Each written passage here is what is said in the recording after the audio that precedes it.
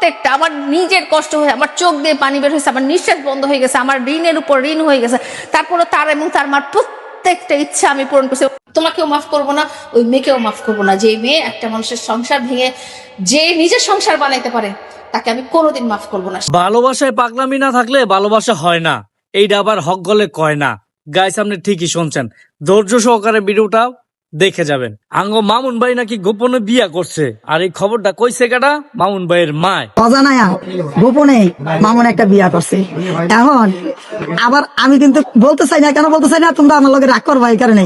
আর এই খবর শুননা লাইলা গেছে গা উইন্না।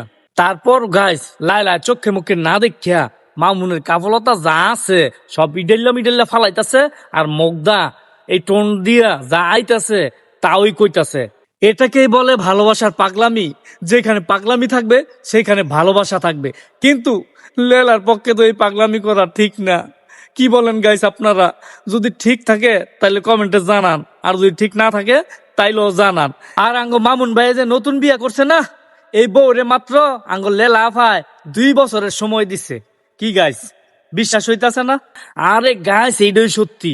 এই যে আঙ্গ লাইলা আফায় কিছু গুরুত্বপূর্ণ কথা বলছে মামুনকে নিয়ে, অবশ্যই আপনি ধৈর্য সহকারে শুনে যাবেন এবং ভিডিওটাকে শেয়ার দিয়ে অন্যকে দেখার সুযোগ করে দিবেন। আগে লেলা আপার কথাগুলো শোনেন। আমার সংসার ভেঙে তুমি যে নিজের সংসার বানাইছো, আমি ওই মেয়েটাকে বলবো যে আমার সংসারটা ভেঙে তুমি যে নিজের সংসার বানাইছো, তোমার কি মনে হয় তুমি সুখী হতে পারবা? তুমি চিনো মামুনকে? মামুনকে আমি 4টা বছর ধরে ওকে ওর পরিবারকে বড় করছি। আমি জানি ও কি পরিমাণ অর্থ লোভী, কি পরিমাণ নারী লিপসু। আমাকে কান্দায়, আমার চোখের পানিতে তোমাদের সংসার কতটা ভালো যাবে।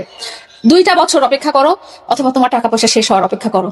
ও আমার সাথে এরকম করেছে, এর আগেও অনেক মানুষ আছে এরকম করেছে। যখন সবাই বলছে যে না, মামুন তোমার সাথে 2 বছর পরে চলে যাবে, মামুন তোমার টাকা পয়সা শেষ হয়ে গেলে চলে যাবে, আমি তাদের কথা বিশ্বাস করি নাই।